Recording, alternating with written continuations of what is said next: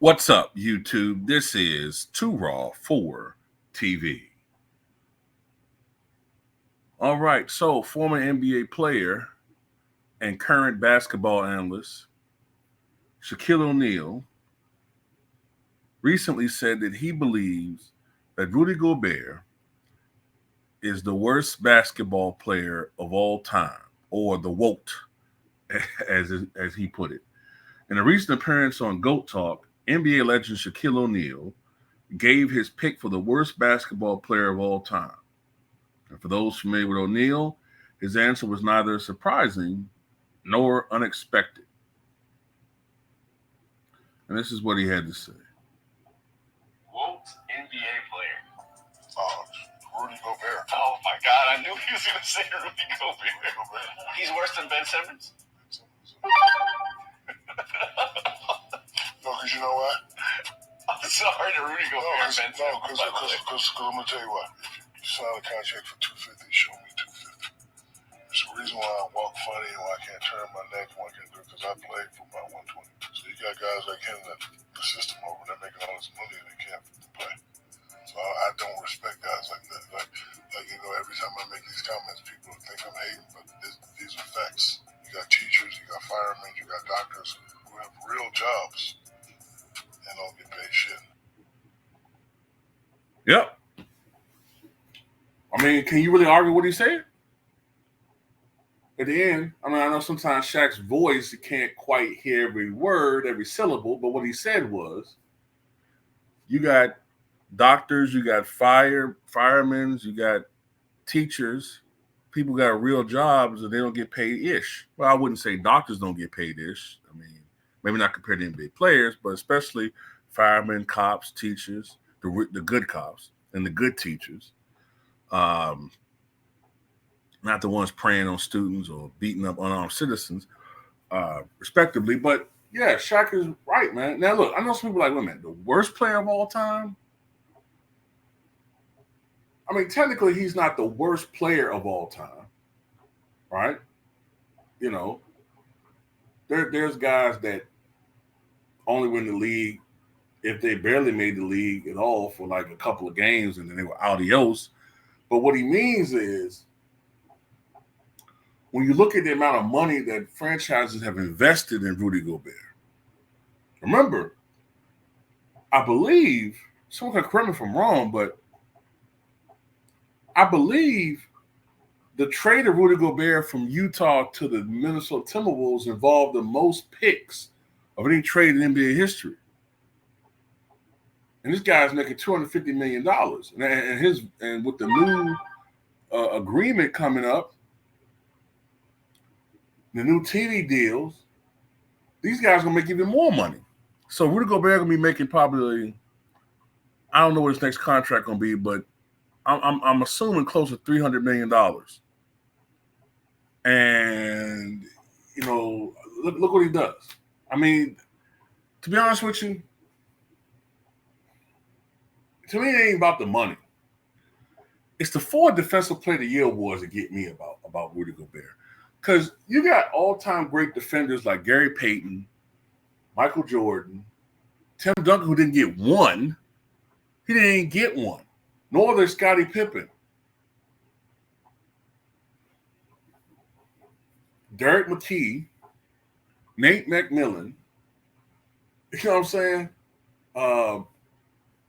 You know, all these all-time great defensive players. Ben Wallace got 3, I think.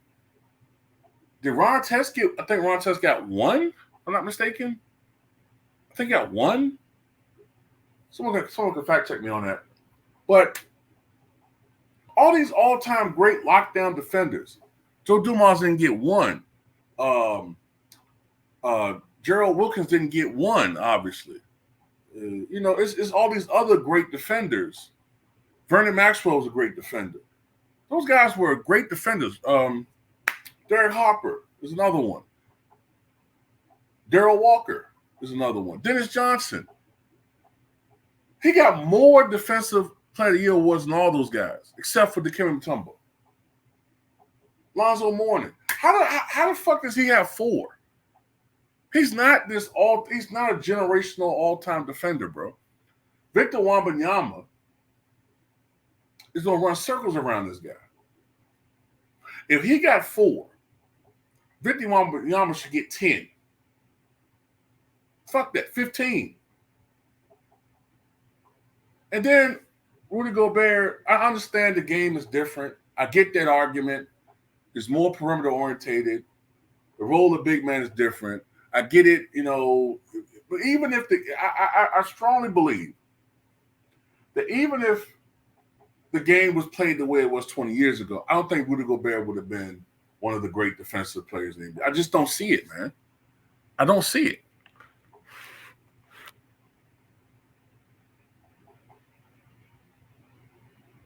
I just don't see it. Like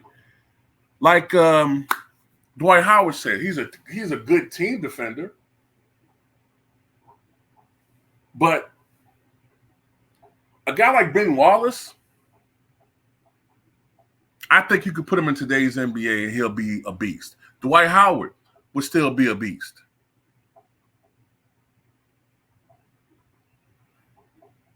With their mobility, their athleticism, the lateral quickness, they'll be a beast. And they couldn't do to those guys what they do to Rudy Gobert.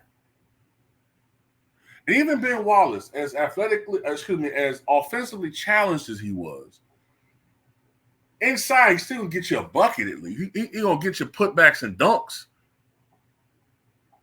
Rudy Gobert is 7'1", 7'2", and be missing pinpoint layups and plays soft as hell. Soft. Ron Artest. I already say Ron Artest. I was thinking about other great defensive players. But Tony Allen. There's so many of them. How does he have 4, man? So, yeah, when it comes down to it, I understand what Shaq's talking about.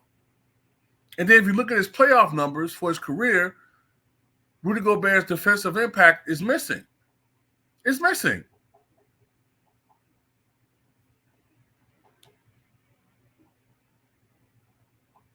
If I'm not mistaken, I don't think he led any series in the playoffs in defensive win shares. If I'm not mistaken. I know he didn't lead the playoffs ever, never in defensive win shares. Then again, Utah didn't have the long runs, but even defensive shares per 48, I don't think he ever led the team, if I'm not mistaken. So it's like this defensive prowess that we supposedly see, in the regular season, we don't see it in the playoffs. And even with Minnesota, like it's been pointed out before, yeah, he looks better because he's surrounded by athletes. Bigger, stronger, faster athletes in Minnesota than he was in Utah.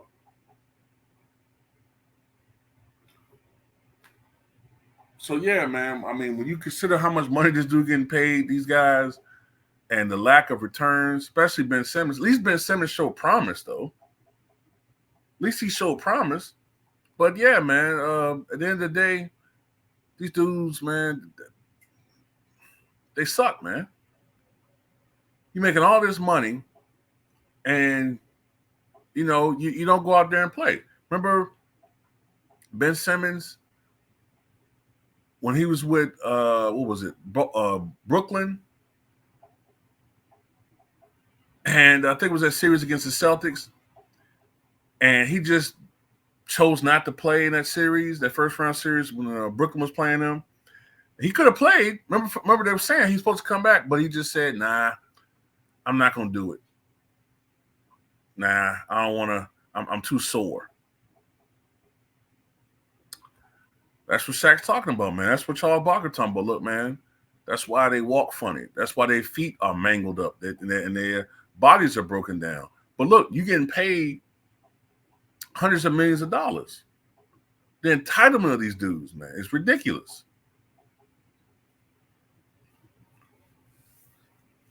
And I know a lot of Shaq's criticisms. A lot of people say Shaq a hater. He always hating all the centers. I think what it is, people got to remember, the first few years of Shaq's career, he was criticized heavily. The first couple of years, I would say 92 to 96, he was criticized for being, in many contemporaries' eyes, overrated on an all-time level because they were saying he was the most dominant center ever. Wilt Chamberlain didn't like that, obviously.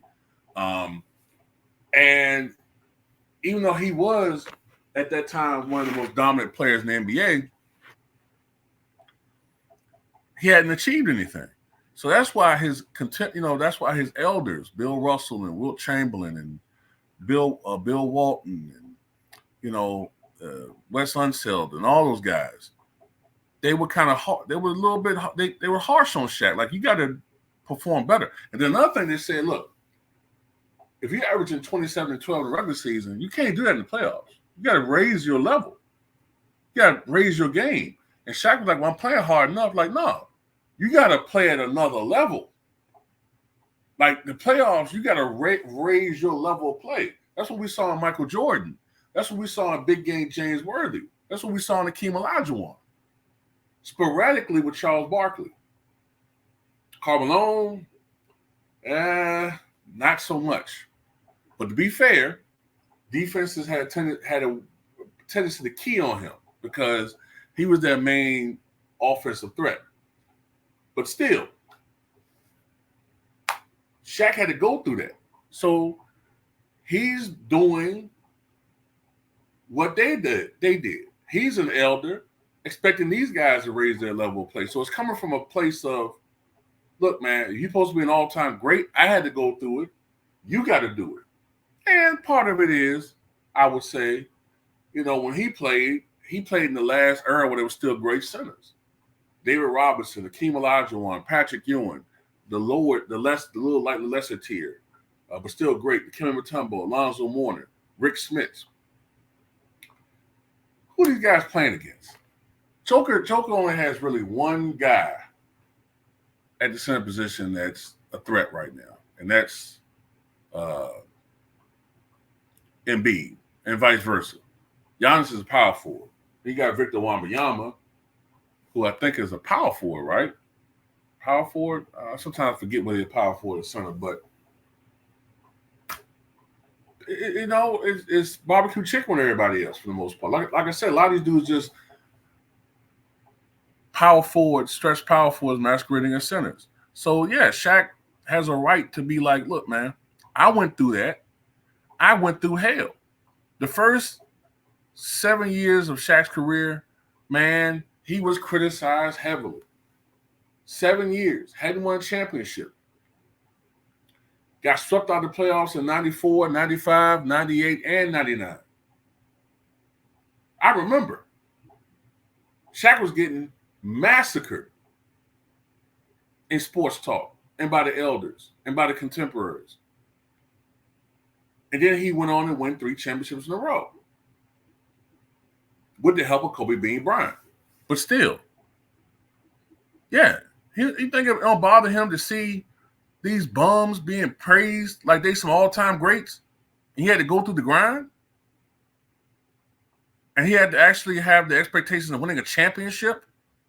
Championship or bust was Shaq's expectations. These dudes, as long as they put up 10 and 4, they mentioned it were all-time greats. Come on, man. Hell, you can put Mark Eaton on the Timberwolves. He put up better numbers than that. Anyway, that's all I got to say about it. Tell me what you guys think.